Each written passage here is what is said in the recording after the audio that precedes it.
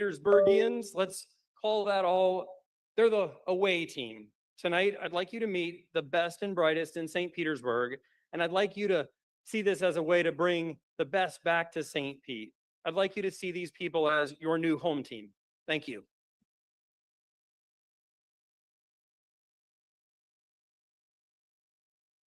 This project is too important to fail. Good evening, I'm Kurt Trisfensick with the Related Group. We've already invested $2 billion in the region and are one of the largest developers in Florida. When we got the call from Blake, we knew this was an opportunity we had to be a part of, in a place where we've had many successes and remain eager to continue to grow. Our company has been involved in the region through workforce, affordable, market rate, and luxury housing. Also, importantly, the arts. The arts are an extremely important part of our firm. And with this project, a revitalized and exciting new project will emerge.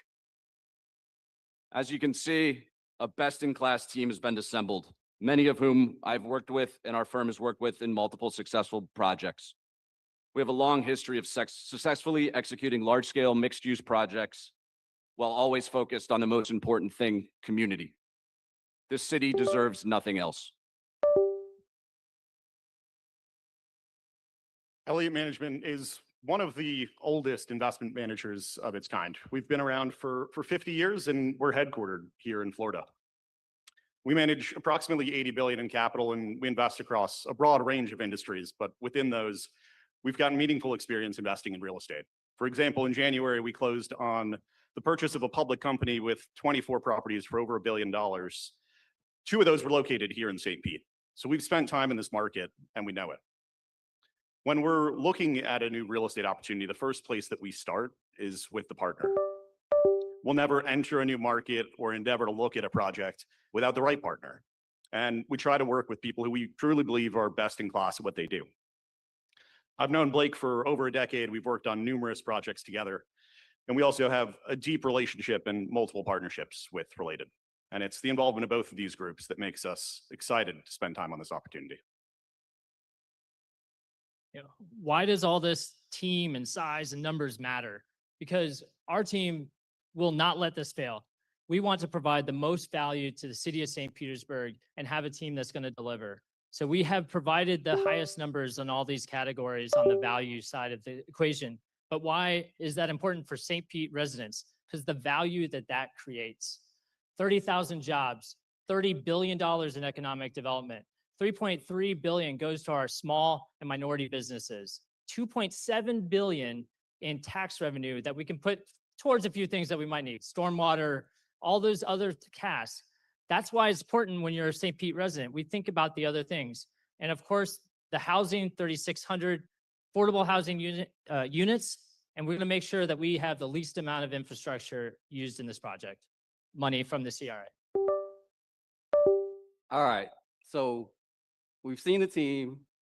We've seen that we have the resources to start immediately and see this all the way to the end. But again, why does that matter?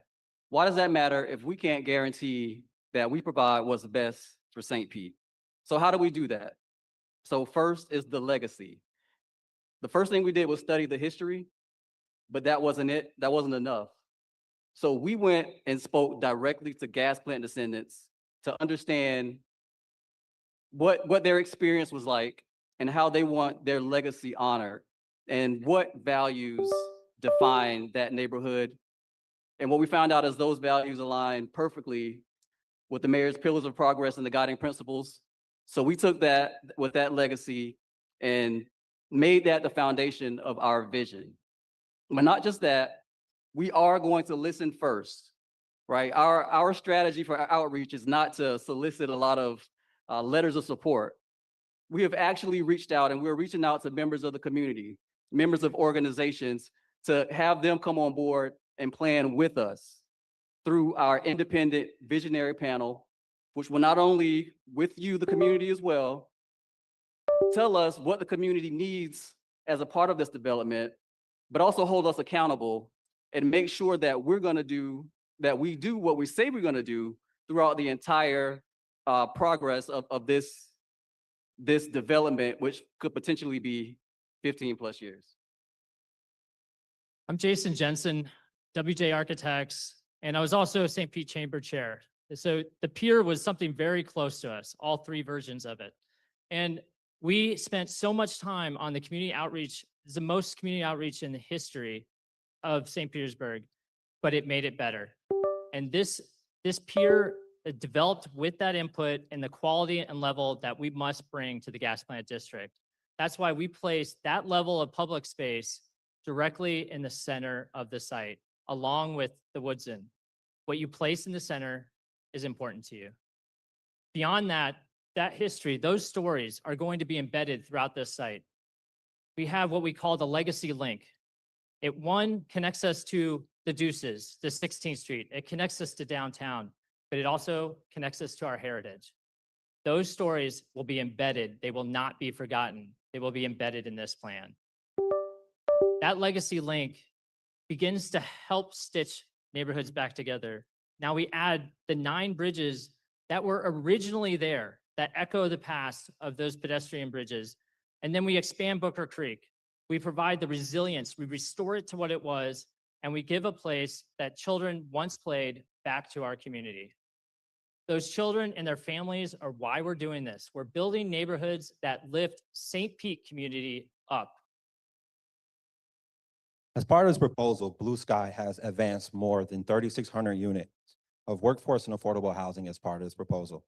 This is the largest housing initiative that the city has ever seen, and also the most across any other proposal that you're going to hear from today. These units will be thoughtfully integrated across multiple neighborhoods and not just concentrated in one. This housing initiative is focused and rooted in one simple truth and promise. Everyone deserves a safe and affordable place to call home. Blue Sky has successfully completed about 3,000 units all over the Tampa Bay region, and we're excited to do 3,600 more right here in our backyard. Those communities are going to be throughout the development, but in between them, we're going to have fountains, pedestrian-friendly landscape, the cafes, everything that makes St. Petersburg great, connecting the connective tissue of these neighborhoods. We're going to bring transit. We're going to have scooters in their lane. We're going to have pedestrian ways that are inviting and then connect to the Looper and the greater St. Petersburg. When we talked to people through this story, we heard a lot about the education. We heard about Davis Elementary, and they didn't start education at the end. They started it with young children, and we want to do the same. We partnered with Great X to bring Discovery Children's Museum to this site. They are going to introduce science, physics, with STEM to those kids, get them excited on site, and then we're going to bring them to the Boys and Girls Club. They have a Pathways to Prosperity located on site that they will take those kids, introduce them to companies, give them jobs, get them excited about being in the workplace. And then from there, we have multiple paths. We have Career Source that's going to help them, again, with the job side of things. But if they want to go to the construction and the trade side, we want to make sure that they are ready to work for St. Petersburg. Skanska, our partners, will provide that, and then provide them to the higher education. But we're not stopping there. They need the jobs. We need to keep our promise. That promise was not jobs to bring people in from the outside. Those were for St. Petersburg jobs. That's an important part of the promise. That collaboratorium brings together our St. Pete Chamber, our EDC, our partners locally, but then puts the largest capital impact of the largest incubator innovation center that St. Petersburg, Tampa Bay has ever seen, investing first in St. Pete businesses. If you want to do brick and mortar, we're setting aside 10% retail just for small businesses and micro retail in many different ways, such as we did at the market for the St. Petersburg Pier. Building community connection over and over. We heard the stories of friendship, community built within this. The Harlem Theater, the 14 churches that were once here, all of those different opportunities brought community together. We will have an event center that will, at the large scale, bring 5,000 people together with convention supporting it right behind it. We will also have an outdoor lawn that supports that in between the Discovery Center and Event Center. Those event lawns connect together. The one that's a perfect circle is the original location of the gas tank, and it's full size. When you put these 6 different event places together, you can have the best festival nationwide here at St. Petersburg. and you could have multiple events at the same time. You can let Straw Park breathe a little bit. When we look at the City for the Arts, we think of this string of museums. The Woodson is not by itself. We have a MOPA, Public Art Museum. We have the Children's Museum, the Vent Lawn. These all work together. When you place things together, they all benefit. Now, if you hear the stories, the gas tank was this landmark, not an icon, but a landmark for the gas plant district. We took that and we said, we want to make a statement for St. Petersburg with these two towers that this is the new landmark, focus, important place in the gas plant district. In the phasing, the most important takeaway here is a huge phase one, an entire neighborhood. Every phase is a complete neighborhood with the Woodson, and will start generating tax revenue, 22 to 26 million right off the bat. And it will have all of the different hospitality office that you see at the bottom. So, Mr. Mayor, council members, residents of St. Pete, we want to thank you. We want to thank you for pushing us when, after the Rays deal, you told the development community that we needed to do better. We need to do more, that you wanted our best. Well, here it is. Here's the best economic deal for the city of St. Pete. This gives you $275 million cash to spend however you want. You can spend it on infrastructure. You can spend it on SPAR, however you see fit. This is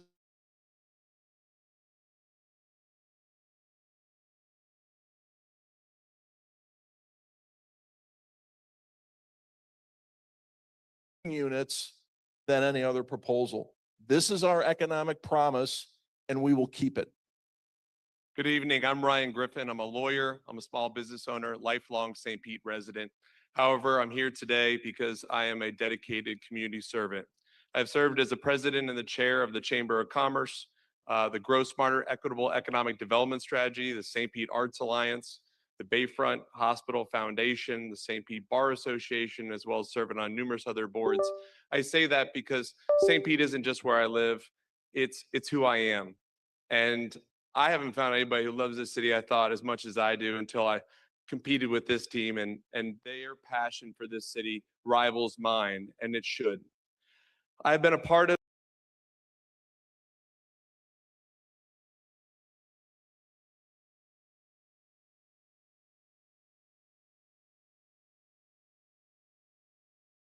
bid in this team.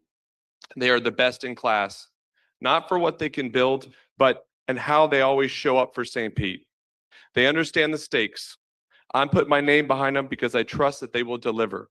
And I will be here long after tonight to hold them accountable to the families that were displaced out of the gas plant neighborhood in 1986 and to the promises that must benefit all of us.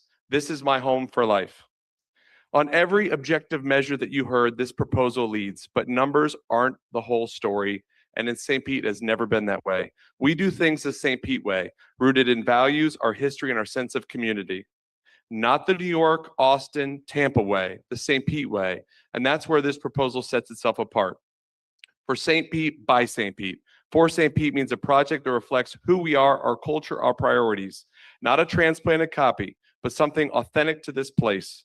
By St. Pete means it's shaped by the people who call this city home. It is inclusive, collaborative, and grounded by local voices. Built with St. Pete, not just in St. Pete. This team understands our strengths come from all of us and has built that into this proposal. I want to thank you on behalf of the Berg Bid team, and thank you. We look forward to serving you.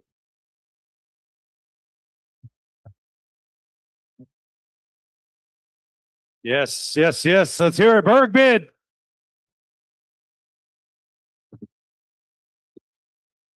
Thank you for your time and dedication to this project. I'd be remiss if I didn't welcome Representative Lindsay Cross is in the building. Thank you for being here. And I also got a text. Councilmember Copley Gertis is watching online. His daughter had a talent show. So no more important title than father. So way to be there for your little one, Copley. All right, now it's time for our next bid. Please join me in welcoming Foundation Vision Partners.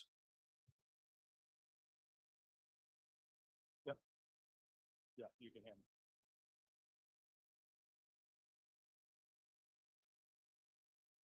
Time will start.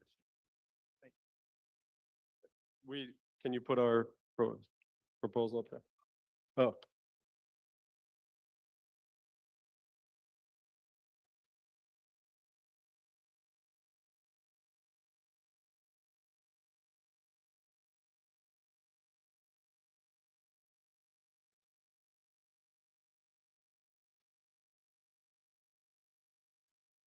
I'll attribute the lack or lesser applause for our bid than Blake's that we didn't give out hats and t-shirts, so.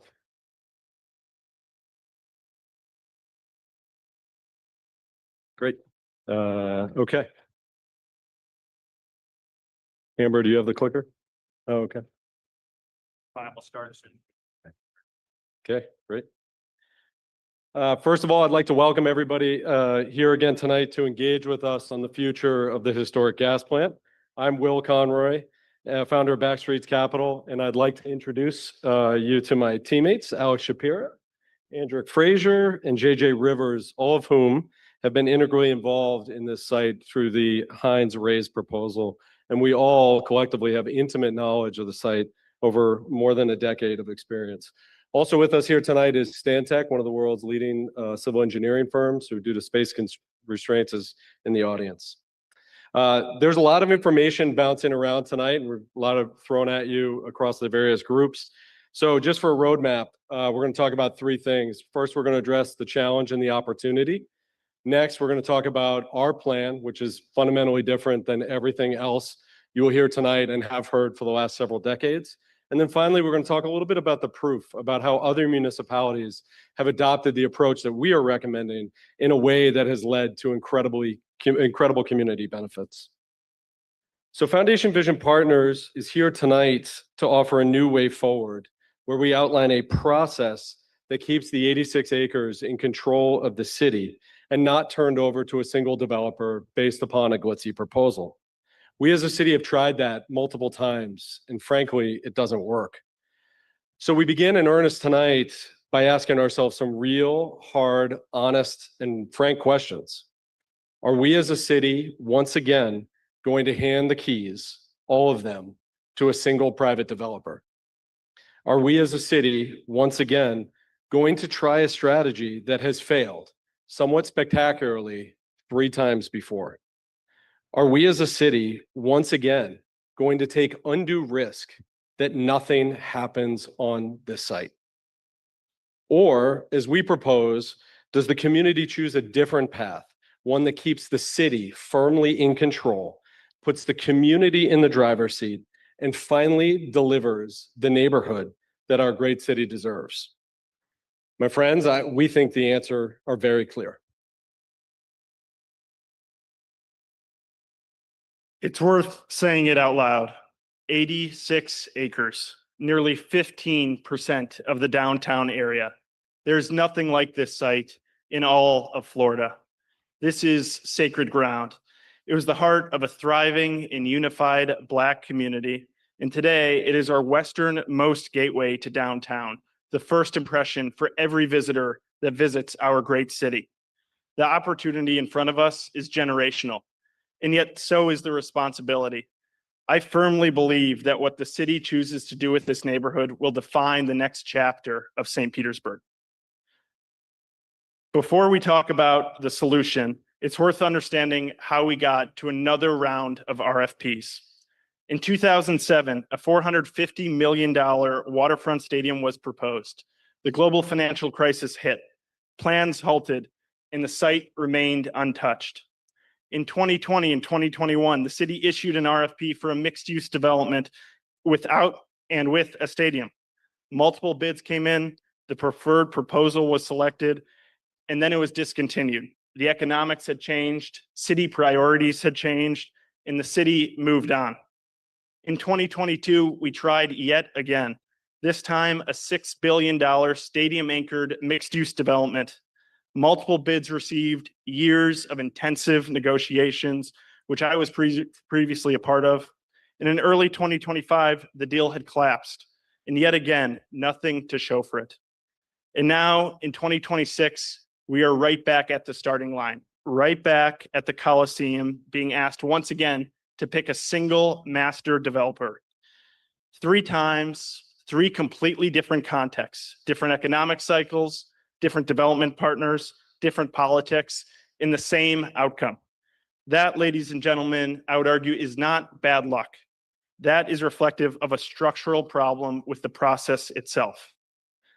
And the problem is this: when you bundle everything into an all or nothing single developer deal, where one development entity is responsible for designing the master plan, for designing all of the infrastructure and building all of the infrastructure, and then delivering 40 some odd buildings on a 86-acre site, you create a single point of failure. One market fluctuation, one financing contingency, one developer contingency, one political shift, and we start all over again here at the Coliseum. St. Petersburg cannot afford another false start.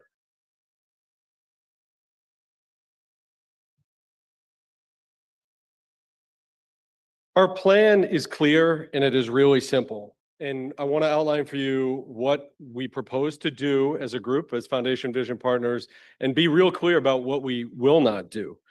We have a 4-step process that we would advise and guide the city through. We would not own any land in this proposal.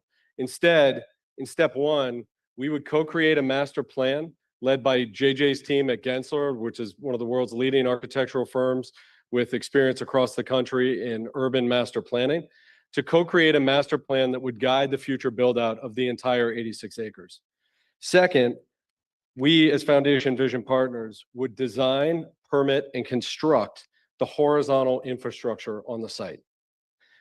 Horizontal infrastructure sounds like a cliche word, but these are all the boring, non-sexy items that are prerequisites for vertical development. Think stormwater, drainage, streets, sidewalks, and to the extent that the master plan determines it, public parks and public spaces. Once the horizontal infrastructure is installed and complete, we would turn over development-ready pads to the city. And in the 4th step, the city would then manage a process where they would dispose of the parcels in a sale to the market, and parcels would be sold based upon community needs at that time and consistent with the master plan. In summary, our proposal is a public-private partnership in which the city retains land ownership and all decision-making authority, while FVP delivers the master plan, builds the infrastructure, and ensures district cohesion. Our plan is really that simple. Every benefit of our proposal is a direct response to the learnings from the prior 3 proposals. Number 1, control and adaptability. Under our proposal, the city retains ownership of the land and therefore decision-making authority. With that control, the city can incorporate ongoing community input and community priorities over the next 15 to 20-year build-out period. Number 2, probability of success. The probability of success increases dramatically under a master plan and infrastructure first approach. No more putting all of our eggs in one basket, no more single point of failure. Under our proposal, the city engages with multiple developers across multiple parcels, dramatically decreasing the risk for the city. Number 3, critically, fiscal returns. St. Petersburg captures full market land value, directing $510 million into public coffers instead of delivering windfall profits to a single developer. Number 4, diversified participation. Because we are breaking down the projects into parcel by parcel developments, local St. Petersburg businesses and developers will be able to compete. This strategy naturally breaks down barriers to participation and keeps profits in St. Petersburg. Critically, it also means that the other proposers here tonight, ARC, the Housing Authority, Blake, can all participate in the vertical development. What we are simply arguing is that we should not hand over the keys to an 86-acre site to one entity. Number 5, speed to market. There is no multi-year development agreement negotiation needed with our plan. The city retains the land. We will see progress in master planning and infrastructure in the near term. And importantly, we will never be back at the starting line. There will always be progress. And last, but certainly not least, relevant experience. Our team has intimate knowledge of the site from past proposals. That knowledge and the community relationships we forged over 3 years will give us a head start. Thank you, Alex. With our proposal, there is no preset master plan. There are no predetermined targets for business participation, workforce development, or affordable housing. The processes that transform the historic gas plant district from the unified village that it once was into what the land has become today neglected the voices of the city's most valuable stakeholders, the community. Today, we learn from our mistakes and begin this conversation with you. Before any land is transferred to a single developer, our process co-creates a master plan with the community under the guidance of Gensler. Once the master plan has been approved, we can maximize local participation in the design and construction of the infrastructure under the guidance of the city's inclusive procurement program. Since the city owns all 86 acres and the project can be dispositioned in bite-sized portions that are more accessible for local and diverse investment and participation, we can maximize involvement from the citizens and businesses of our local community. This means not only job creation, but also ownership and equity opportunities for all of our local businesses, small, minority, and women-owned, greatly reducing barriers to entry such as investment capital, insurance, bonding, and workforce capacity. Most importantly, this allows for sustainable and organic growth of local businesses over time, the duration of the project, phase over phase, for the life of the development. Some may ask, how does the community stay involved in a sustainable process? Where is the community benefit coming from? How can this proposal evolve with the needs of the community over time? While there are currently processes in place that can advise on community benefits, we believe those current processes are susceptible to external factors that are outside of the community's control. Through case studies that we will discuss a little later, there are proven models that are not only successful in fulfilling inclusive development and community needs, but most importantly, they are sustainable. What we are prescribing is self-sustaining advisory council or CDC model that is comprised of neighborhood, community, civic, and business leaders, all funded from the proceeds of the land disposition.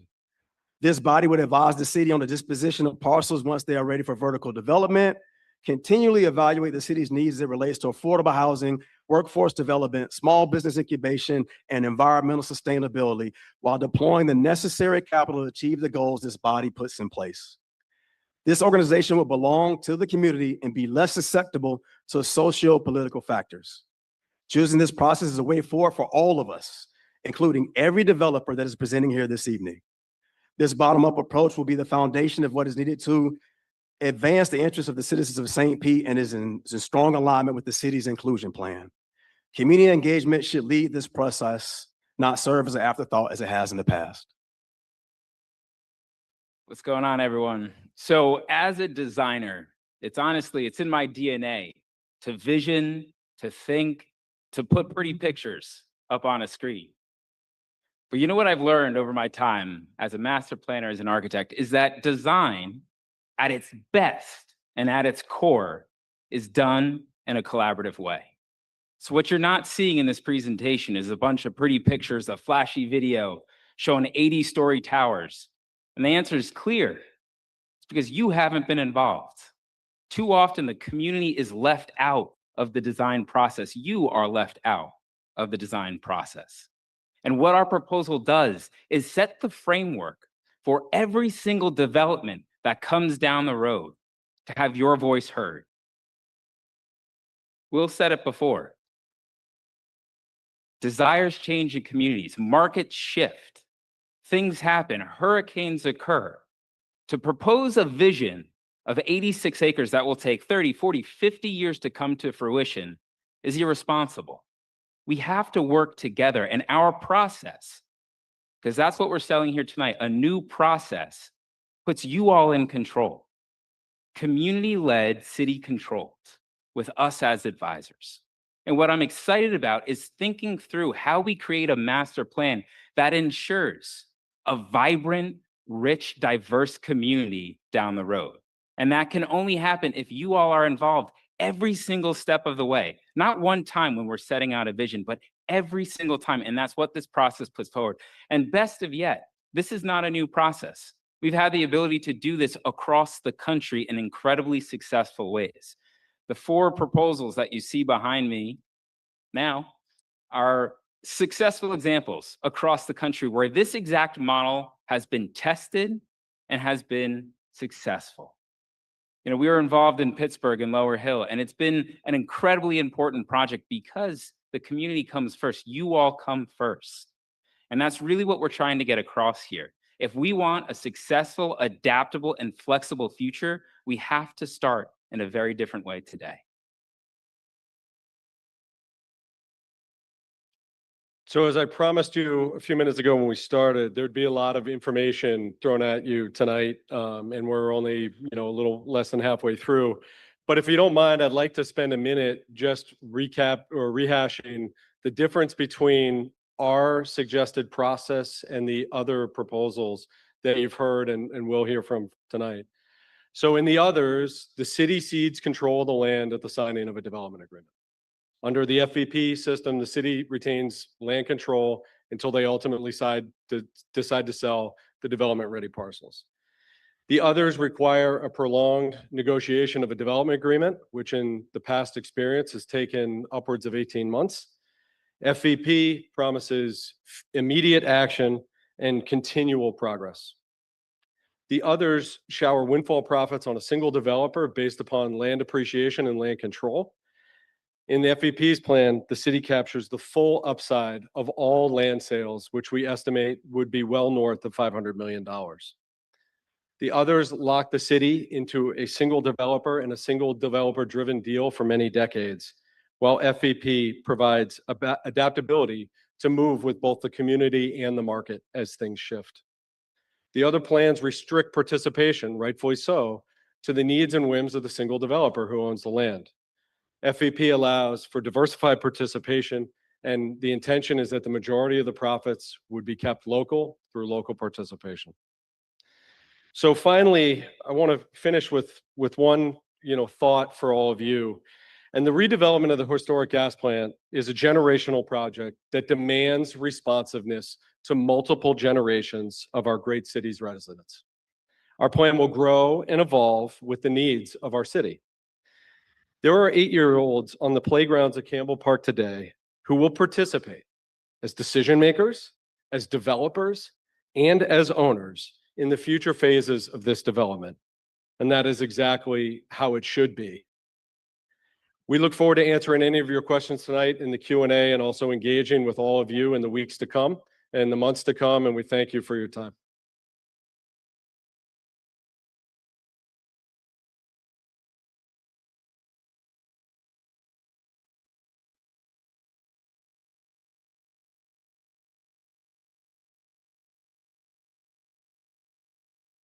All right. Thank you again for your time and dedication to this project. We sincerely appreciate it.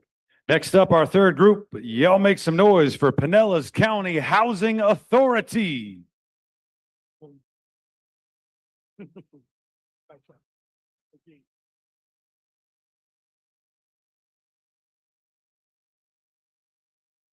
Stand? Yeah.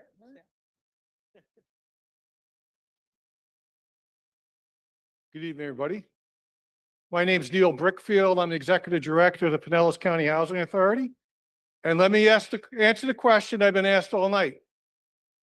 Why is the Pinellas County Housing Authority got a bid in? Well, we built our first affordable housing project in Pinellas County in 1967. Last night, we housed approximately 8,200 people in clean, safe, decent, quality, affordable housing.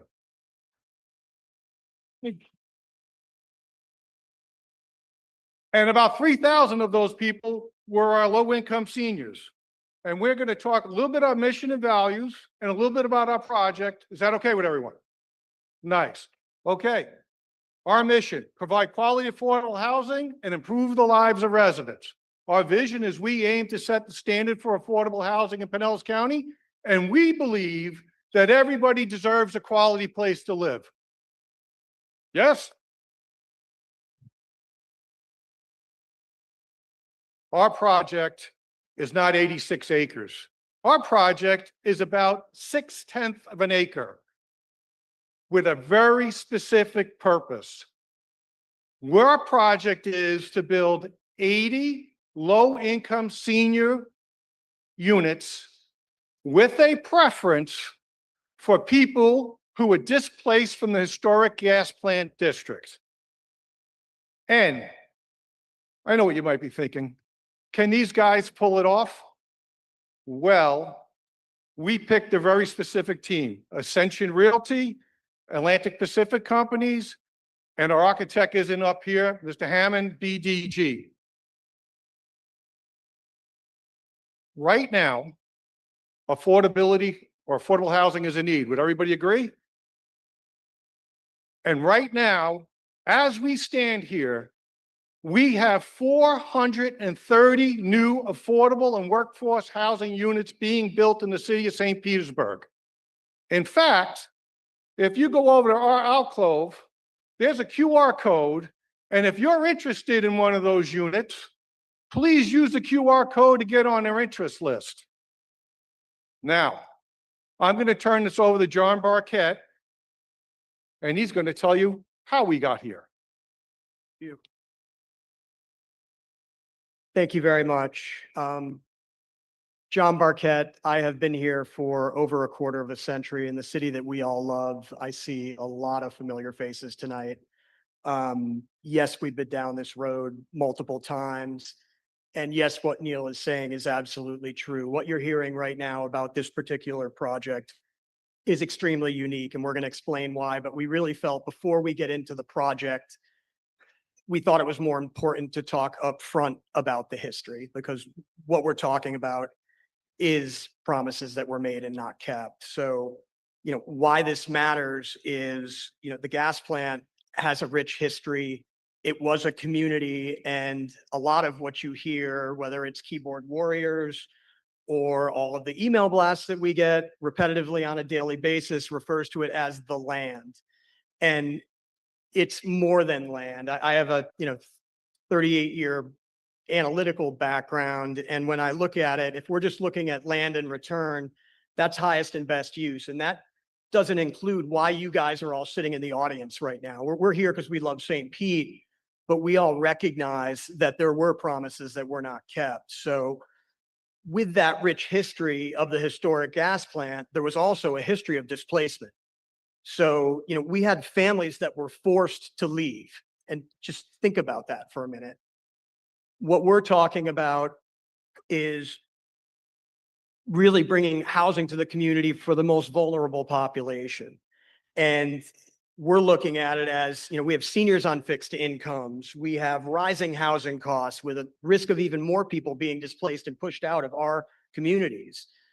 We have seniors right now, people that literally have to make a difficult decision between, do I pay my rent? Do I pay for healthcare? Or do I pay for food? Let alone, is that food even healthy? And that's a whole nother topic.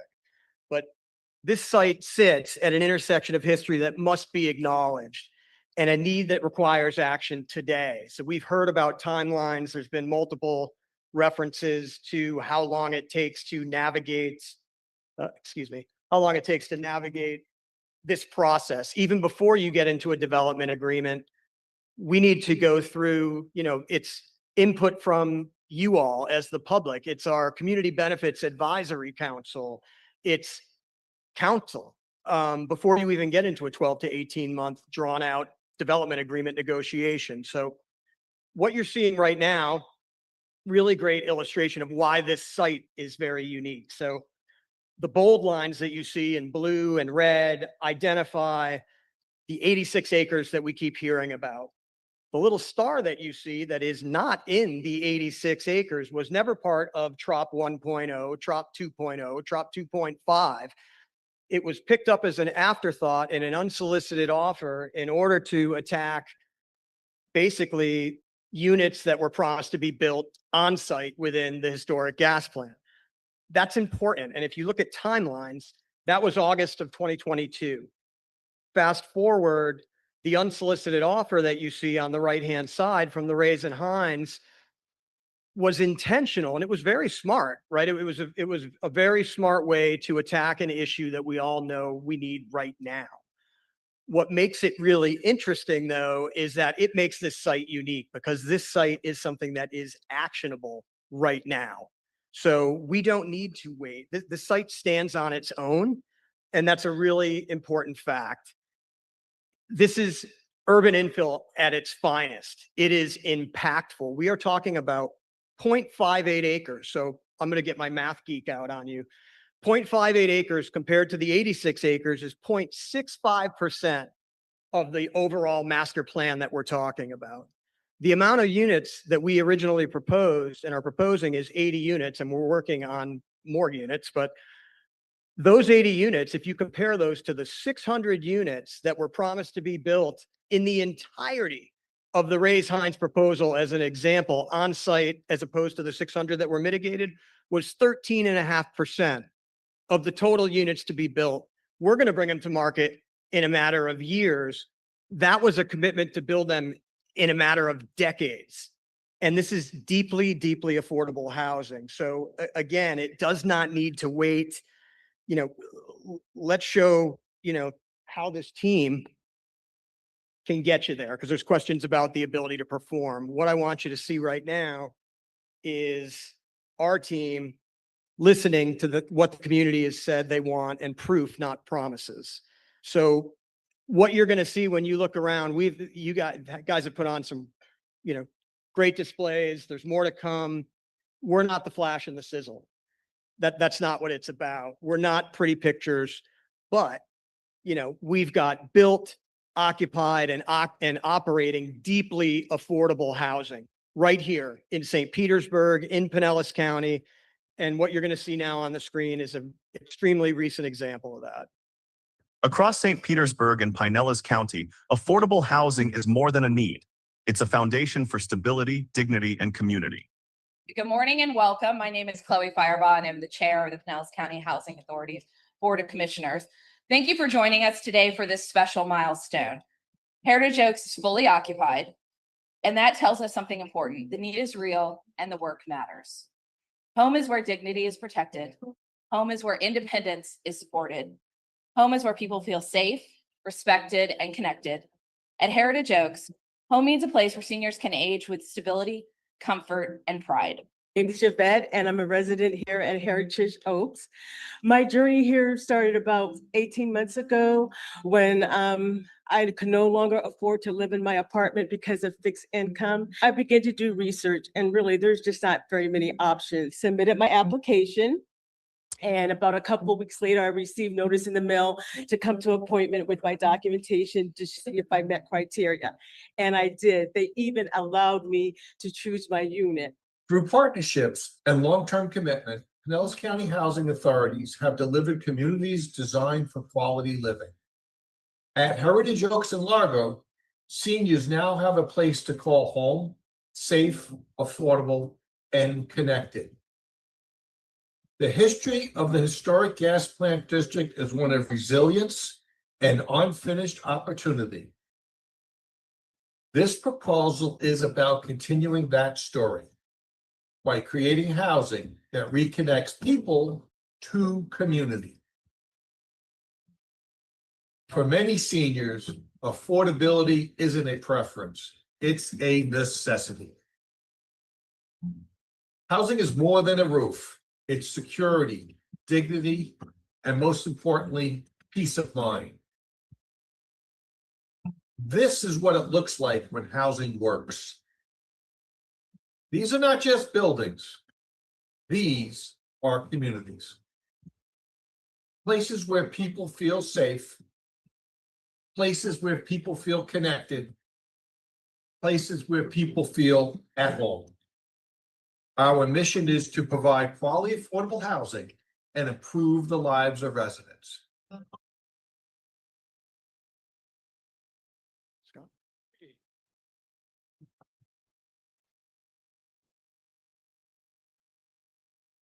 I don't know, John. I thought our pictures are pretty. Yeah. So I'll get a little bit into the nuts and bolts of what we're proposing here. As Neil and John said, we've been working with Brian Hammond and BDG Architects to bring forward a plan that again, focuses on the dignity of the place and the residents that we're hoping to build a community for. So more than 80 units of affordable housing, 7 stories. You can see the rendering on the screen. And what we're really looking to deliver is something that is going beyond affordable housing and is actually a more holistic approach in attainable housing. And it's something that leverages the proximity to the Pinellas Trail, to the Central Avenue corridor, and being centrally located for those senior families in St. Petersburg. And hopefully from the other good things that are going to come out of the 86 acres that surround us.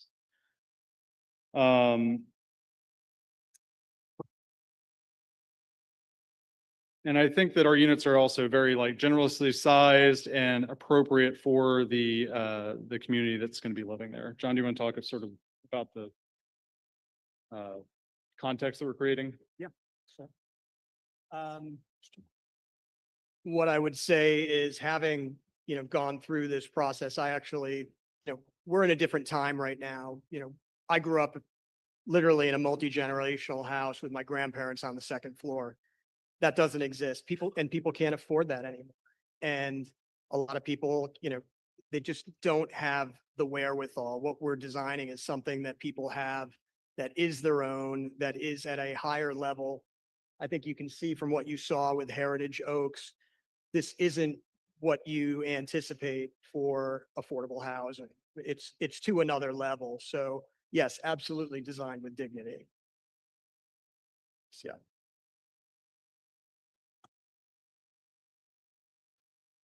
So get to go back into nuts and bolts talk. We want to make sure that what we're presenting here is also very actionable and deliverable, because we think there's a great opportunity here to really fulfill the promises unkept on a timeline that is something that we can actually see on the horizon. And we think that the partnership that we've created here is one that's especially able to leverage that ability. So talking a little bit about Atlantic Pacific communities and Atlantic Pacific companies, this is something we specialize in, and public-private partnerships aren't the easiest things to accomplish. So 86 acres, very, very complicated.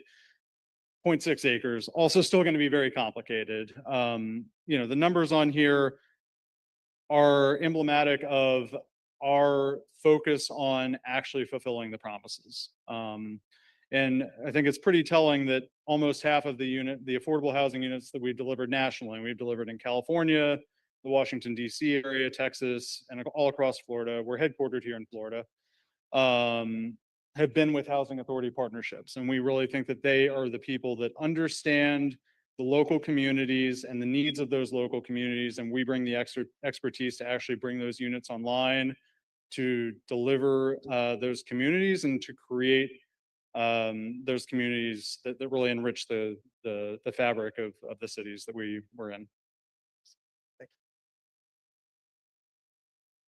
Oh, but you're good.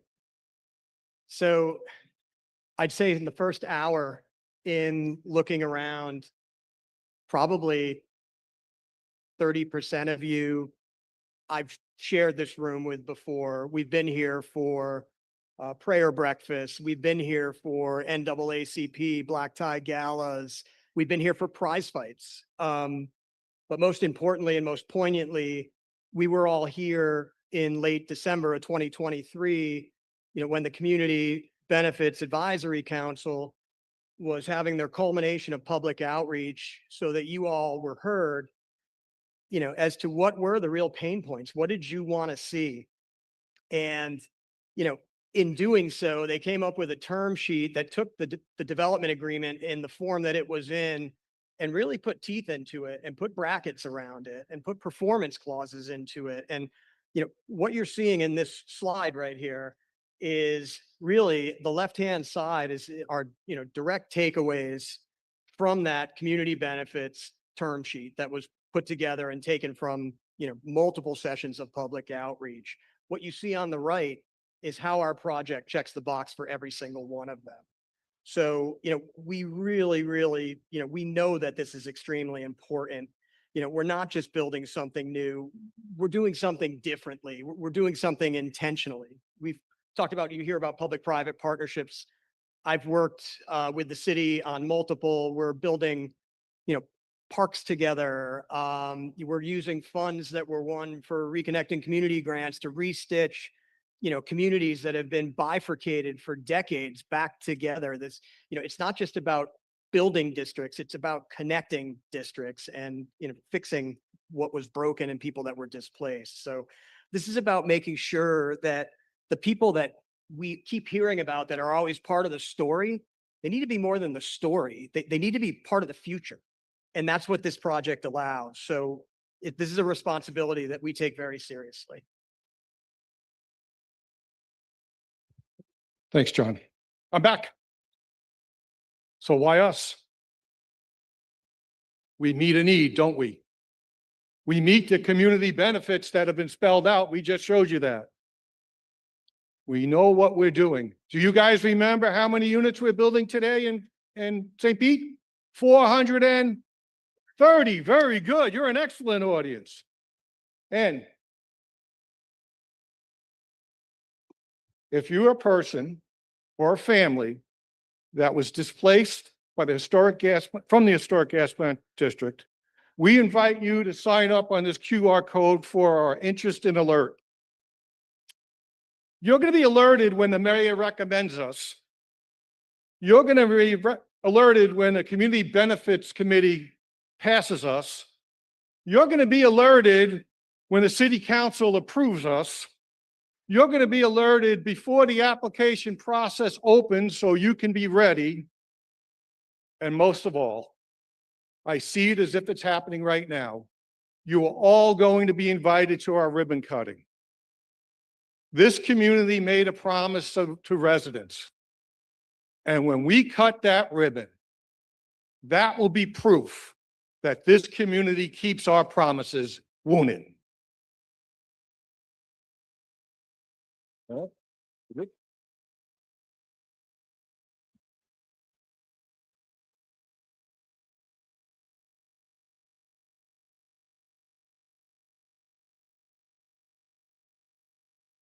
Thank you so much for your dedication and time to this project. Pinellas County Housing Authority. Yeah, there you go. Again, we can clap. We're having fun tonight. And for our final presentation, please join me in welcoming Ark Ellison Horace. And just a reminder, we do have the QR code on the screen. Please use that to submit your questions. This will be the final group, and then we will go into our Q&A session. Thank you. Yes, that's hot. Mike. Well, good evening, everyone. My name is Jonathan Graham. I'm the owner of Horace Construction. And right now, people talk about remembering, but I'd like anyone who was a descendant or relatives of a descendant of the gas plant area district, please stand up. Please be recognized. There we go.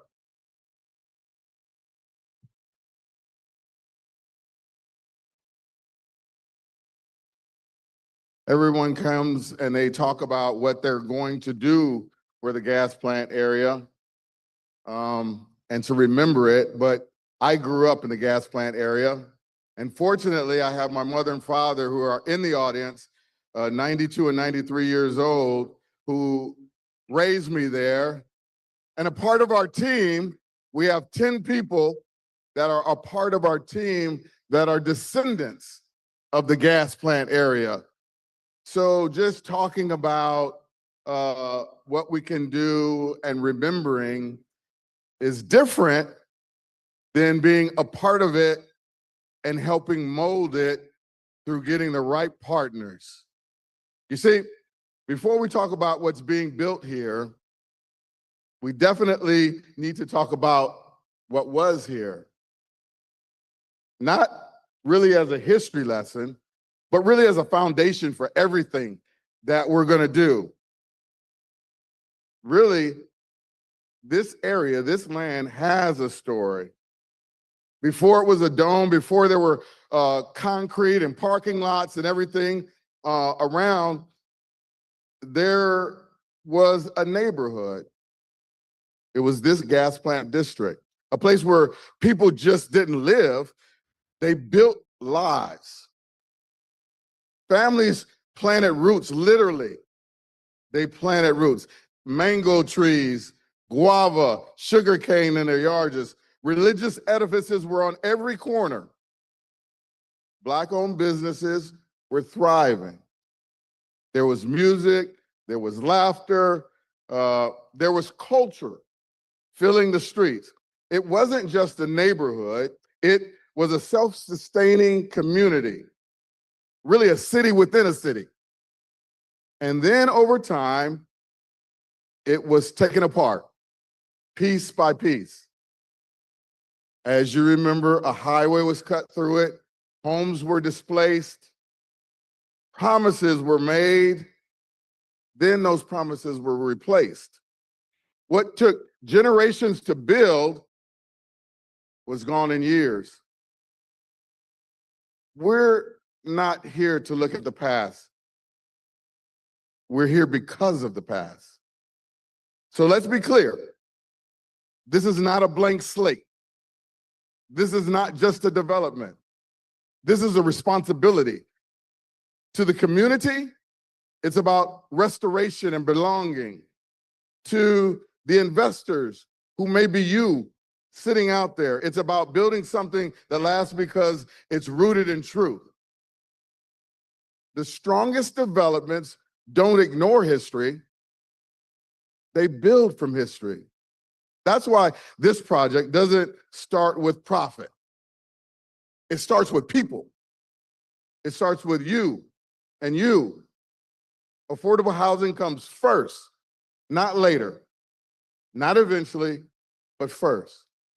Names of the past that if you were around, you can remember, like Flagman and Dunmore and Webb City, Woodson. Those names are not hidden. They're built into the future. Opportunity here isn't really just a talking point. No, the way that our team has done it, it's structured, it's measurable, it's enforceable. Because inclusion should not be a promise, it should be a system. This isn't about recreating what is being honored. It's about building forward. It's about honoring it. So now, let me ask you this question. What does that look like? It looks like a district that remembers and reimagines. The Harlem Theater, where we'll have a world-class venue. Then it was a stage where culture lived, even when it was excluded everywhere else. That's what that Harlem Theater did. But now, a venue where the same culture is amplified, not limited. A place where the world shows up, but never forgets where it started. Innovation Hall, community elevated. Then it was a space where people gathered, connected, shared experiences. Now, a place that hosts the world while still belonging to you, the community. Green spaces.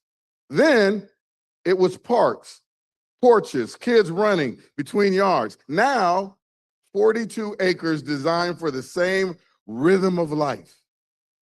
Not as an amenity, as a return. What we're really proud of is the Unity Arch. That whole area that disconnected us, that Unity Arch will reconnect us. A structure that reconnects it. We can't undo what was done, but we can build something that reconnects us.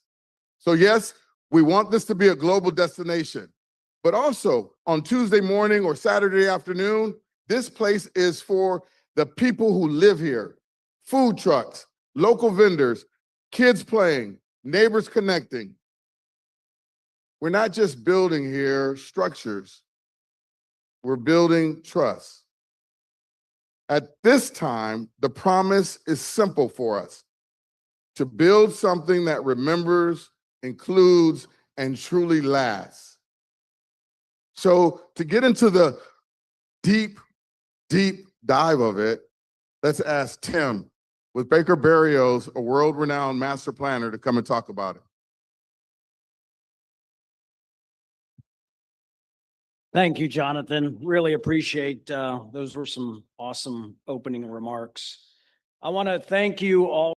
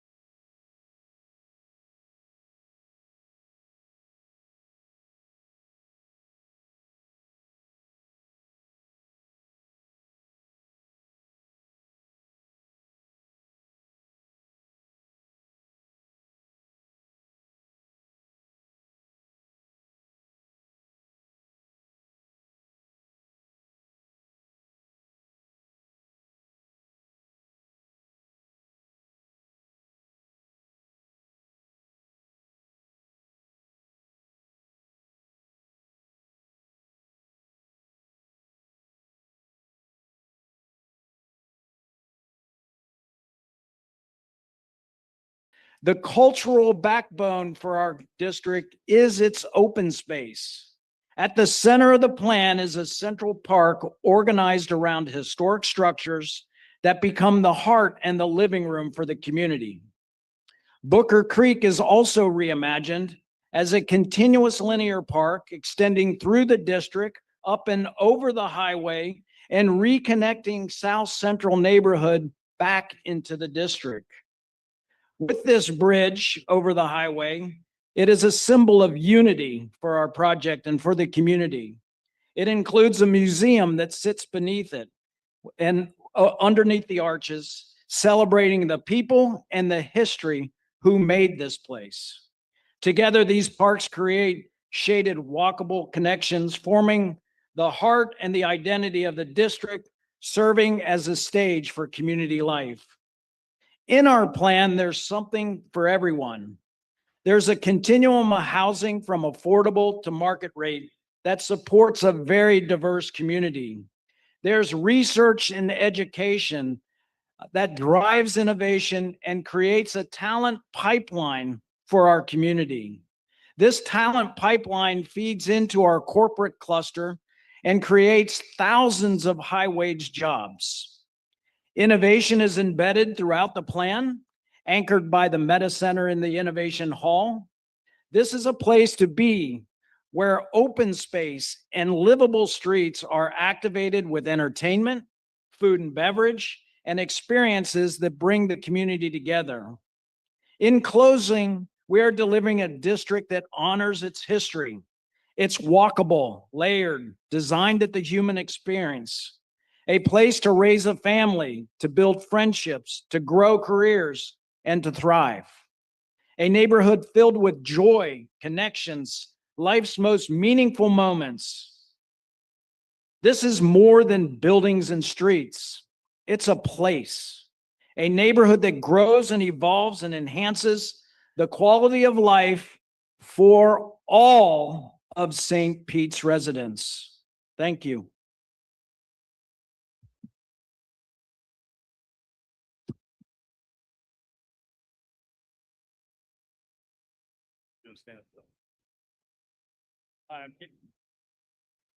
Hello. Hi, I'm Casey Ellison, CEO of Ellison Development. This is Paul Wilson, CFO and CSO of ARK Invest. And we're going to talk about how we're approaching ownership differently. Not symbolic participation, but real participation. With the ARK Ellison Community Growth Fund, we are building a blockchain-based structure that gives community members a distributed stake in this district. With minimum investments as low as $500, the community members can invest directly into the district so that when this district succeeds, the community succeeds. Not just through access, through ownership. This community will not just benefit from the future, they will own a piece of it. So now compare that to what we have today. Compare that to the alternative. For example, a stadium mostly recycles money that is already here. Local spending on the game instead of spending elsewhere in the community. Research has consistently shown that that's exactly what happens when you do not build with intention. Most of that spending is simply shifting from one pocket to another. The model that you've already heard about and that you will hear more about is different. It works differently. Our model is specifically designed to pull money in that otherwise wouldn't be here or wouldn't come to St. Pete at all. New visitors staying in hotels, new businesses choosing to locate here, new entrepreneurs starting new businesses, new investors that have no current connection with the city. That's genuine economic activity, not a shuffle. That translates in our estimate to 28 billion in economic output for this region over the course of the project and beyond. We estimate over 30 years. And for the city's 120 million commitment that we're asking, we're projecting 239 million in direct infrastructure improvements, streets, utilities, public spaces that benefit the city long after the ribbon cutting. The question, we think, isn't just what gets built, it's who benefits from it being built here. Now let's talk jobs. Nearly 20,000 jobs are created within this development. Over 5,000 during the construction process alone and 14,500 permanent roles that stay in the community long after the cranes come down. More than 60% of those permanent jobs pay above the median income. We're talking about careers, not just jobs, in fields that have historically left this community behind. Jobs that pay between $80,000 and $120,000 a year. Not seasonal work, not part-time, careers with a future.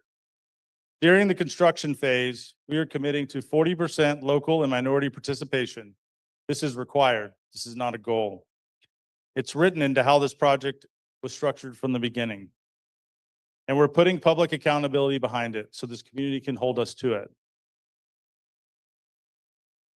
Public accountability starts at the beginning. We're building an advisory board with real representation across all neighborhoods. And every commitment we make, including the 40% participation requirement, will be tracked on a public real-time dashboard. So anyone in the community can see exactly where we stand at any point in time over the life of the project. Becca? Thank you, Casey. Good evening. Thank you for the opportunity to be here. I'm Becca Brown, the CEO of Spark Labs by ARK Invest at the ARK Innovation Center here in St. Petersburg. Every day, we work with founders who are building across artificial intelligence, robotics, energy, blockchain, and health.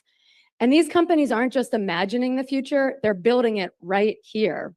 The gas plant district represents a once-in-a-generation opportunity, not just to develop land, but to define what's possible when an inclusive, innovation-centric community comes together. And that's important because innovation should not be built around this community. It should be built for, with, and by this community. At Spark Labs, we are building the infrastructure of that future. From AI tools that help our city move faster, like an AI-powered permitting platform, to a robotics lab that gives real access to emerging technologies, to entrepreneurship program that create real pathways for our next generation of entrepreneurs right here. But we must acknowledge the history of this community. Innovation here is intentional. It must create access. It must create opportunity for those who were displaced to be part of what comes next. And if we do this right, we have an opportunity to be a model for the nation to show what's possible when innovation, access, and community come together to create opportunities that are real, shared, and visible for everyone. Our city, our future. Thank you. Woo!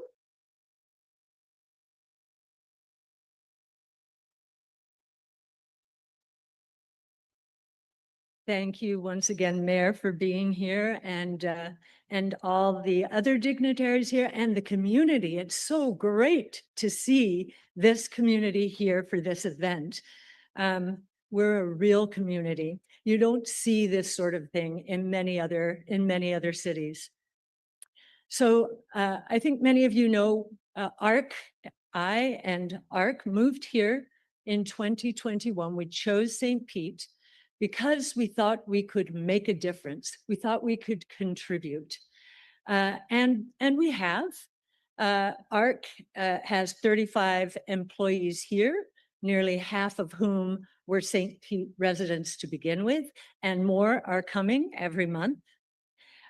We started an education effort in the middle school to inspire middle school students with these new technologies to approach the future with great optimism and joy.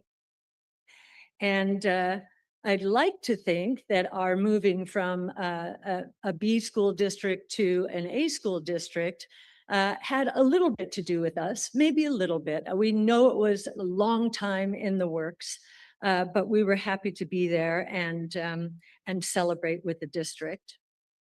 And then, of course, the Innovation Center, as Becca just described.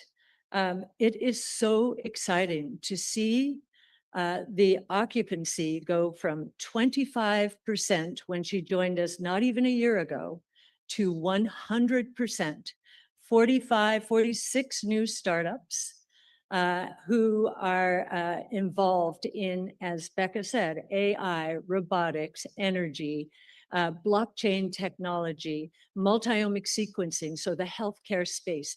These are the jobs of the future, and they are going to come here. They are going to come here partly because this is such a beautiful canvas for it to happen. So when the Rays decided to leave, yes. Oh, I didn't see time. My time's up. Anyway, no, it's okay. It's okay. I didn't see the clock. I was taking my time, and in the Q&A, I will get you.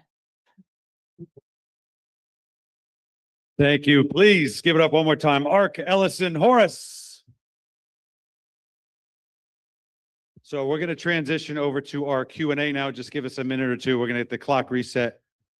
And we're going to get the QR code is up there for any last minute questions. We're going to get that set up and then we'll get right into that. Thank you. Every team.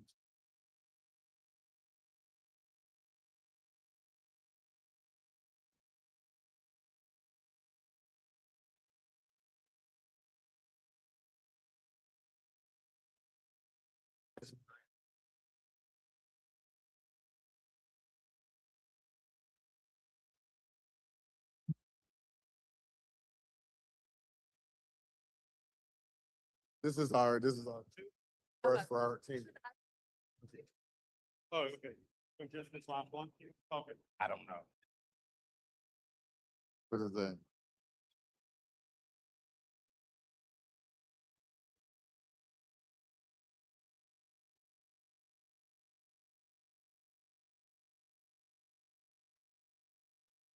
Yeah, yeah. They are hot.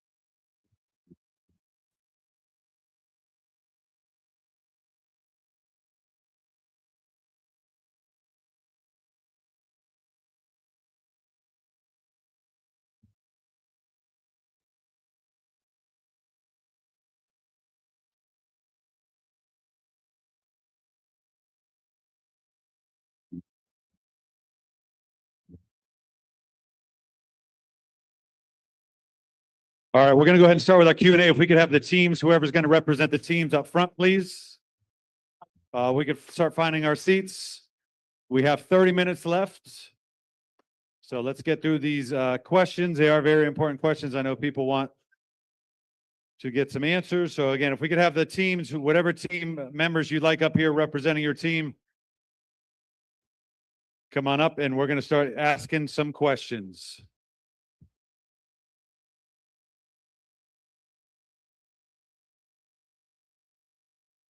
Yeah, you can just.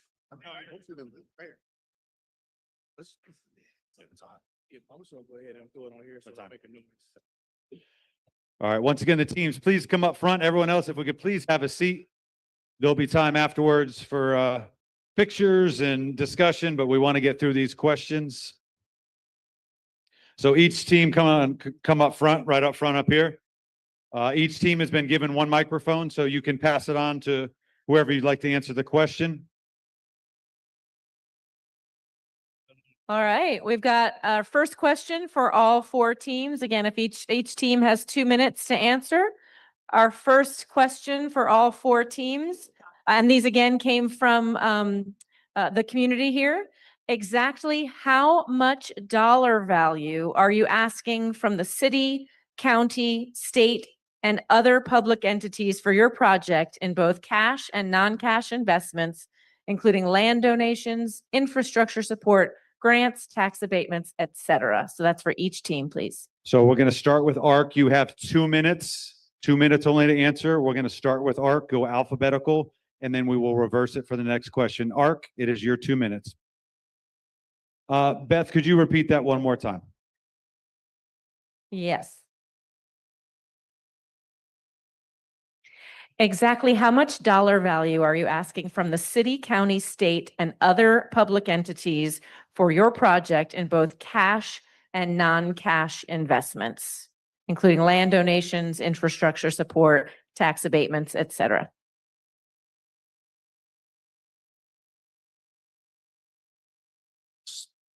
So we are asking for $120 million from the city to seed the infrastructure. And what that money returns back to the city is about $400 million of public infrastructure that will be, the ownership will be retained by the city. That, so there is a good return on that money. We are also talking to the state, the Unity Bridge. The FDOT is partnering with us to help fund the Unity Bridge over the I-75 spur. Next, Berg bid. Me? Berg. There we go. In our proposal, we are only asking for direct infrastructure funding from the CRA that already exists. What the infrastructure budget comes out to, we'll determine that publicly, ask for it from the CRA. That is the only public funding we're asking for. Next up, Foundation Vision Partners. So remember, our proposal is different than the others in that we are not asking for any money for ourselves or for our proposal. What we anticipate is that the city in phase one, which is all the land east of Booker Creek, will invest $70 million approximately of its own money into its own land. So there is no capital or no funding that is given to Foundation Vision Partners. It is money that the city invests in itself, such that when those parcels are developed and the infrastructure is put in place and ultimately sold, the city reaps all of the benefits of those land sales, whatever they may be. And Pinellas County Housing. Hi, everybody. Neil Brickfield, Pinellas County Housing Authority. So when we build affordable housing, and we have how many in this city being built? Nice. When we do that, we do it a combination of HUD loans, project-based vouchers. We're asking for a ground lease for this property, bonds and tax credits, and usually there's a local government contribution. We know that mostly as pennies for Pinellas. We won't know what that contribution is until we sort through all the other ones to see where we're at. Thank you. We'll go on to the next question. Just a reminder, each group, you have 2 minutes to answer. It's not 2 minutes for the entire question. So you can take 2 minutes per group to answer that question. Beth? All right, thank you so much. How many affordable and workforce housing units has your team delivered in St. Pete and Pinellas County? We know the answer for that. Is your team guaranteeing to build affordable and workforce housing, or will there be an opt-out clause? And the final portion of this question, what percentage is affordable versus workforce housing? Well, let's see. We have a mission to provide quality, affordable housing and improve the lives of residents. We do not build anything except quality, affordable housing. So there is no opt-out for this. There's just success. And everybody's invited to the ribbon cutting, correct? Foundation, you're up. So the number of units that are built, the set-asides, the opt-out clauses will be determined by the people sitting in this room. As part of the master plan, both today and into the future for subsequent phases of the vertical development, it is the city and the capital C community that will make those determinations, both at time of the initial master plan adoption and then in subsequent phases. Because remember, as part of our plan, as the city sells parcels in the future, it can dictate and change the use case for that individual parcel based upon the community needs at that time. Berg bid. Good evening. My name is Sean Wilson. I'm the president of Blue Sky Communities, and we are your hometown affordable housing developer based in St. Petersburg. We're up in the Carillon area. And as many of you know, we have already built several affordable housing developments in the city of St. Petersburg, totaling about 589 units. Recently, we have 2 phases of Skyway Lofts, which is on 34th Street at 38th Avenue and 39th Avenue. We have Bear Creek Commons, which is sort of on the border with Gulfport. And we even have roots going back 3 generations, back to the 60s. And I don't remember the names of those developments, but in 1971, my partner and his father developed Rio Vista. I don't know if that was the name of it back in 1971. That's about 300 units on 4th Street and 72nd, 74th Ave, right in that area. And we have like I said, more than a 50-year, a 3-generation commitment to affordable housing. We know how to bring the state resources, the federal resources to the question of how much money are we going to need? I'll harken back to that a little bit. Yeah, that's 2 minutes. Sorry, that's 2 minutes. Thank you, everybody. Yep. Mark, go ahead. Okay, all right. So based on the proposal that we submitted in October, the total number of homes that are being built are 3,701 units. Of that, 863 are affordable between 30 and 80% of AMI. 618 are senior affordable, and there's 444 workforce units, which are between 80 and 120% of AMI. And then beyond that, there's, the rest of the makeup is, 1,700 market rate units. What that means in percentage terms is that all of these units, number one, are going to be on the district itself. None of them are offsite.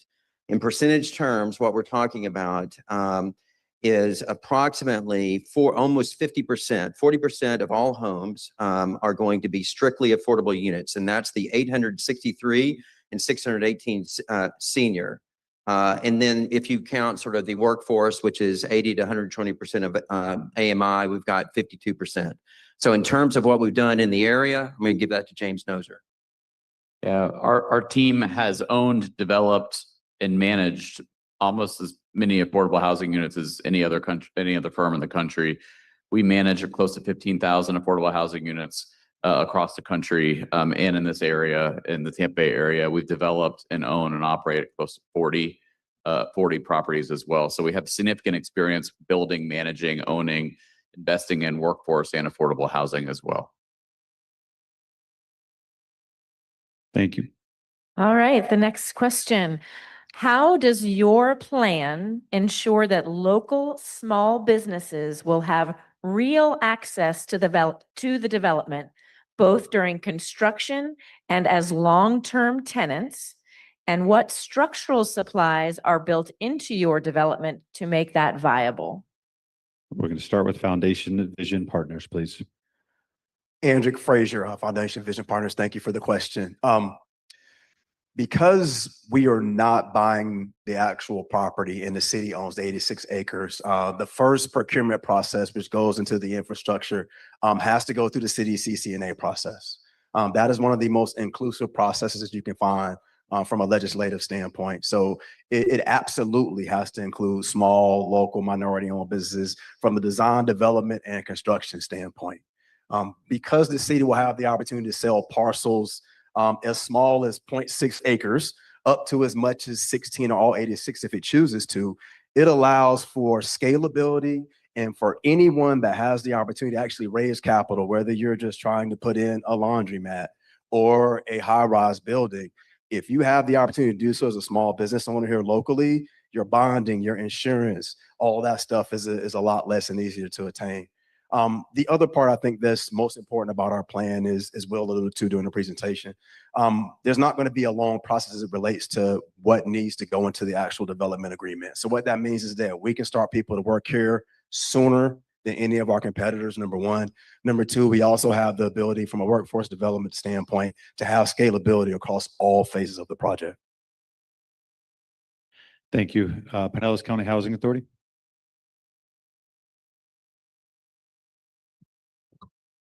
I thought they cut the mic. Guys, the question is if the local business is going to be involved in our project.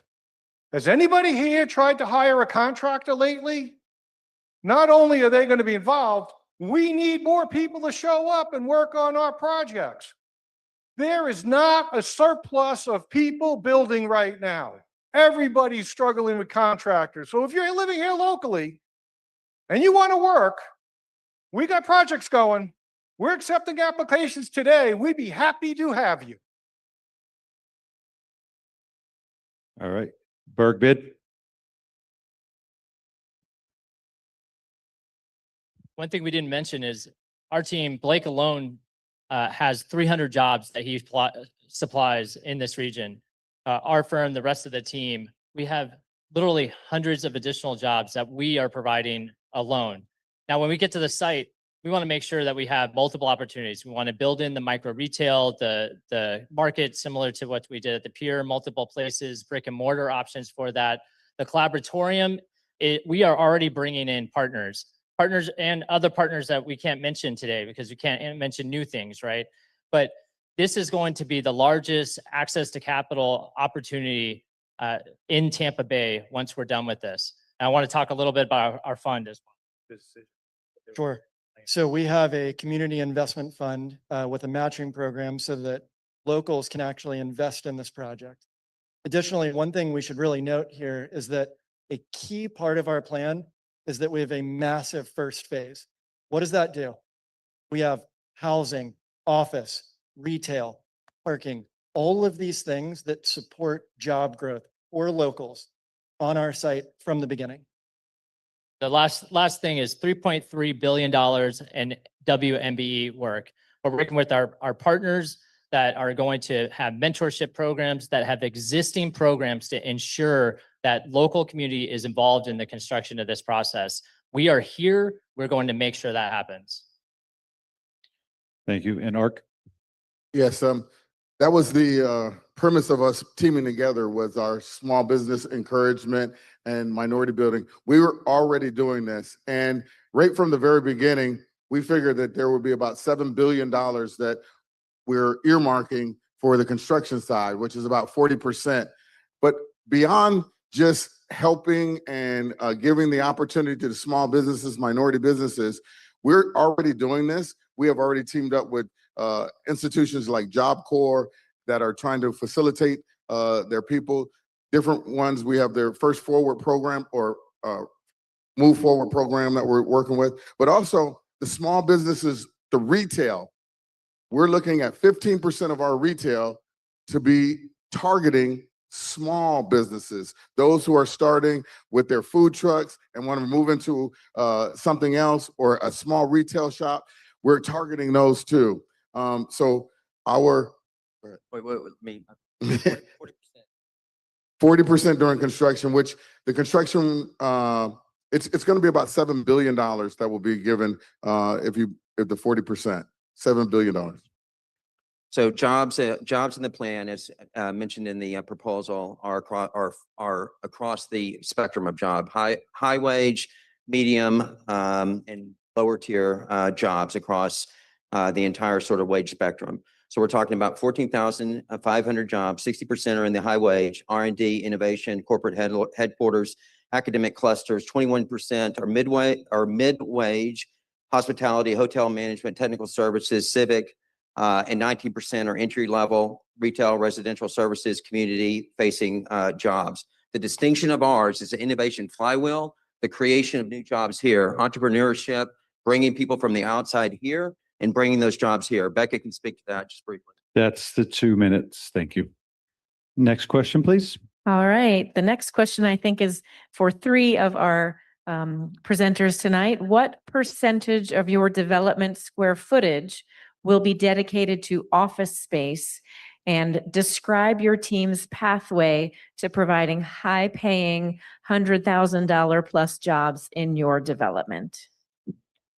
Berg bid, you're first. Sure. So we have 1.4 million square feet of office space out of a total of about 11.7 million total space. How to bring high wage jobs to this community. We include this office space in every single phase of our development. We start in phase one, continue in phase two and go all the way to phase three. That allows us to plan long-term for companies that want to enter this market and provide access to space to meet them where they are. When they want to be here, we will have space for them to enter.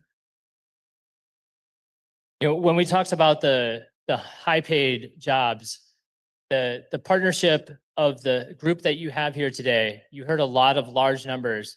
This group is dedicated to being that flywheel per se, that is creating innovation, that is creating access to capital in a way that Tampa Bay has not seen before. We have already brought the team that is going to support that. We already have the capital in hand. We are not asking for any financing. We are ready to go. We're ready to bring those jobs here. Ark? All right, so 14% of our development, as originally proposed, is office. So that's 14%. It doesn't include the innovation, the other aspects of it. I'm going to hand it to Becca to speak to the job creation on the high end. Innovation creates jobs. In the last 9 months at Spark Labs, we've brought in over 45 companies, startups, and that has translated into over 75 jobs. So there's a direct correlation to innovation as a long-term flywheel to create high-paying jobs and strong economic value that is sustainable. These companies are choosing to be here. They're innovating here. We're benefiting as small business owners, as residents in this community from the benefits of these innovations. And the companies are hiring and they're working with our local universities, and these individuals are staying here. And that's the flywheel that we're actively seeing at Spark Labs, and that we'll be able to magnify by an order of about 10 times in our proposal. Good. Thank you. Foundation Vision Partners? First of all, I'd like to thank all the other teams and also the community for actively engaging tonight. We heard a lot about apathy leading up to tonight, and I think the packed house tonight dispels that notion. But I want to, again, emphasize a really important distinction between the process that FEP is proposing and the other strategies that are being pursued. In our proposal, we do the horizontal development. We de-risk the vertical development component for all three of the groups standing up here. And we would fully anticipate, frankly, I think we'd hope that whether it's the collaboratorium, whether it's the innovation lab, whether it's senior housing, that once we do our work, that all of the great ideas you're hearing from the other competitors tonight would in fact be incorporated in the development that happens vertically. That those ideas are really impactful and important for our community. Like Blake, I've spent a lot of time as an entrepreneur in the city creating jobs, and it's the most meaningful thing that we do as residents of St. Pete. So under our proposal, the job creation ideas from both Blake and the ARC plan, which are really, really good ideas, can be implemented once we finish our horizontal infrastructure work. Thank you. All right, the next question for all our developers or proposers, please share how your proposal connects to adjacent neighborhoods. Specifically, how does your design promote healthy, active, and safe connectivity? We'll start with Pinellas County Housing Authority. Good evening. So we didn't pick that 0.6 of an acre by just throwing a dart at a map. We picked it very specifically. Why? It's about to be connected to the Pinellas County Trail. It's got access to downtown, got access to transportation.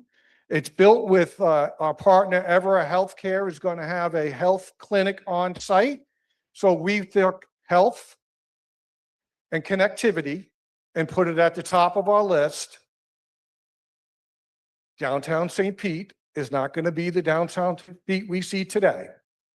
As it grows, our project is going to be connected to the entire neighborhood. And let's not discount, I think it was 40 years ago, people were asked to leave or told to leave. And our project is specifically designed to welcome them home. Next up, Foundation. Hi, everyone. I just want to reinforce something that's been said through our partnership before. you're not seeing pretty pictures with massive buildings or massive public parks or anything because you haven't been part of the process to date within our plan. So when we talk about horizontal infrastructure, it's kind of a stale word, but it basically means what is the public realm experience that we all want? And we have a very robust idea about how to do community engagement first, so that we're thinking about cohesion between the existing communities today and what will come next on this site. And as Will just mentioned, we expect every single group up here, you all out in the community, to be part of that future, developing together, because connection and cohesion is one of the most important things that we can do to create vibrant mixed-use experiences that are flexible enough over time. Because remember, this is a 20, 30, 40, 50-year project that we're talking about.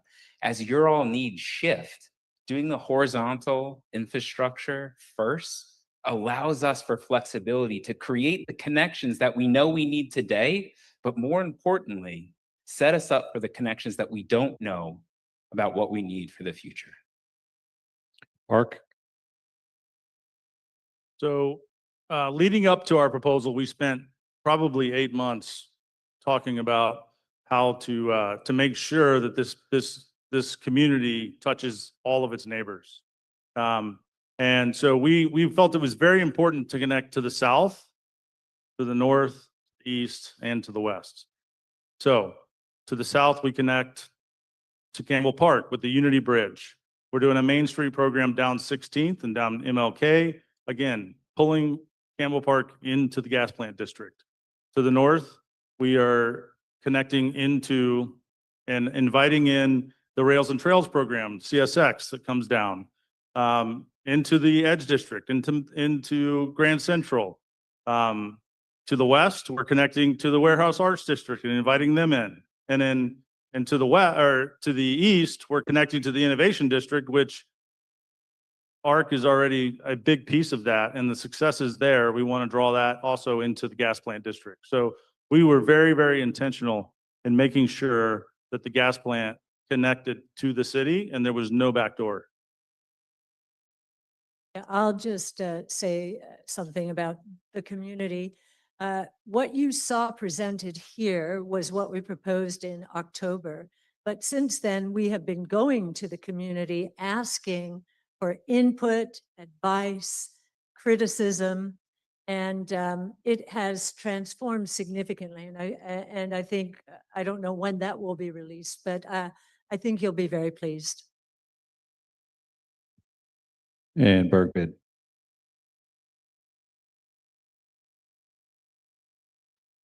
In the 30 days that we were reviewing this, we really took into account our history of knowing this city. And what we started with was what is at the heart of the project. Let's get the public space right. Let's get the Woodson in the center of the site. Some of the plans have shown this, the Woodson essentially outside of the site. We want to make that the heart.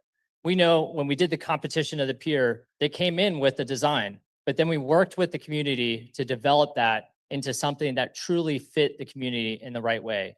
We're going to have the Legacy Link that is going to go up and then connect to Methodist Town. We're going to have it connect on the other direction underneath the interstate to the Deuces and to Manhattan Casino and down 16th Street. Everything that you see in our plan is funded. We want to be very careful not to show things, maybe that require state funding, maybe need additional funding other than this plan. We're very careful to make sure that our connections are real and that everything in the end draws you back to the heart of the project and then builds off from there. When we talk about bridges within this site that used to be there and bringing them back, we are intentional about that. We will continue to create bridges throughout this project and beyond. Thank you. This will be the final question of the evening. All right. For all teams, how are you incorporating resiliency into your plans? Or will there be resilient green infrastructure and nature-based solutions such as restoring Booker Creek to help deal with impacts? And will your energy infrastructure include solar, geothermal, and or LEED certified buildings? We're going to start with Ark Ellison Horace. Thank you. In our plan and in all of our projects, sustainability is a significant driver in the decisions that we make. both horizontally and vertically in everything we do. Sustainability for our project goes far beyond the environment as well.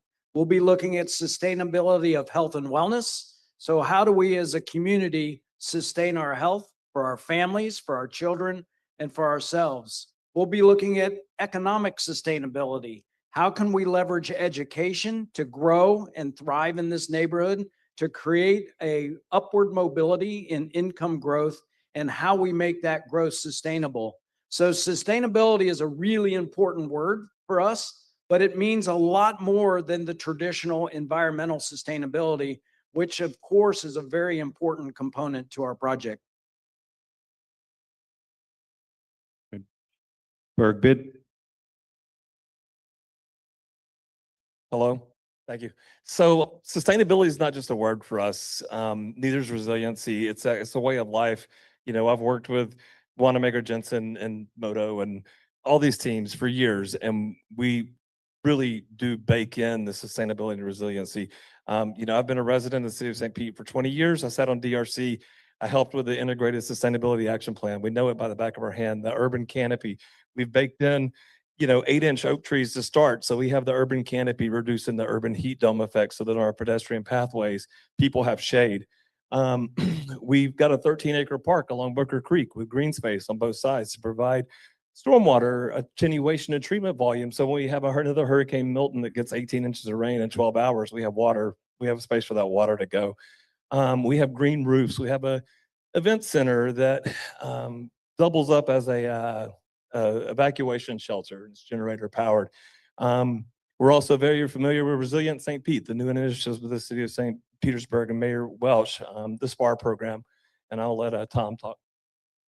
So I mentioned the SPAR program earlier in our presentation, the St. Pete Agile Resiliency, a very important program in the city to make sure that things work when they need to work. We have utilities that are going to serve this site, but we also have utilities that are going to go through this site serving other people. So everything we do, we're going to be thinking about not only the people that are on this site, but the people that are going to be served by the utilities within our footprint. Thank you. Foundation Vision Partners. Well, just again, a huge thank you to everyone coming out tonight. I know this is the last question. You guys have taken a lot of time out of your evenings to be with us, to listen to all of our proposals here. So again, just thank you to everyone for coming, for showing up and making your voices heard. You know, sustainability, resiliency certainly are buzzwords that were just mentioned, but you know, one of the things that's really important about our proposal is it matters as much as your voice makes it matter. So with our proposal and the horizontal infrastructure that we're proposing, it allows a pathway for many different aspects of sustainability to come into this future development. It's up to you, it's up to the city officials to make sure that as we start to develop the parcels that come online with other developers, with you all engaged in the process, you can mandate what happens. You know, showing green roofs and PV panels on renderings are all well and good, but I'll tell you, as soon as costs hit the road, a lot of times those get value engineered out. You guys have the plan and the voice and the opportunity with our proposal to make sure that those are mandated in from day one as we develop and start to really, you know, think through what this is and what's the best path for all of you. But again, thank you guys very much for showing up tonight. Pinellas County Housing Authority. Take us home. All right, well, first, how about a hand for our two American scientists today? They worked really hard. And Representative Lindsay Cross is here, and she's an environmental by education, so I have to be careful with this question. Everything we build is affordable, and that means everything we use, the concrete, the lumber, the glass, right? Everything costs the same as everybody else in their building, but we have to figure out how to do it cheaper. So we have to make sure our utility costs are cheaper, which means we have to put things in automatically that are going to save energy and save water. Those are two of our biggest, just like in your house, two of our biggest expenses. We always build to green standards, and we don't want to rebuild anytime soon. So resiliency, how are we going to build a building for 50 years? Top of our list. One more thing. This all didn't just happen today. So how about a big hand for the city staff that put this on for us?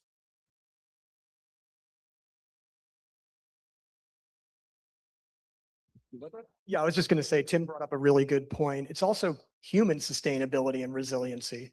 You know, we're bringing people back to an area that they were forced out of, and we just can't forget it. Thank you so much. Please, one more round of applause for everyone. All their time and efforts don't go unnoticed. Thank you so much. We appreciate everyone who joined us tonight. On behalf of our Mayor Kenneth T. Welch and our entire City of St. Pete team, thank you for being here in person and online. We appreciate your engagement, your questions, and your continued interest in the future of the historic gas plant.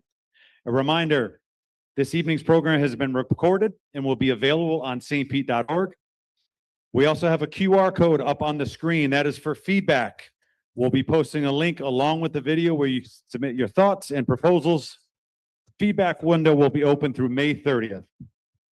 We anticipate Mayor Welch making a final selection in June, followed by a full community benefits process and formal negotiations with the selected group. Thank you and good night.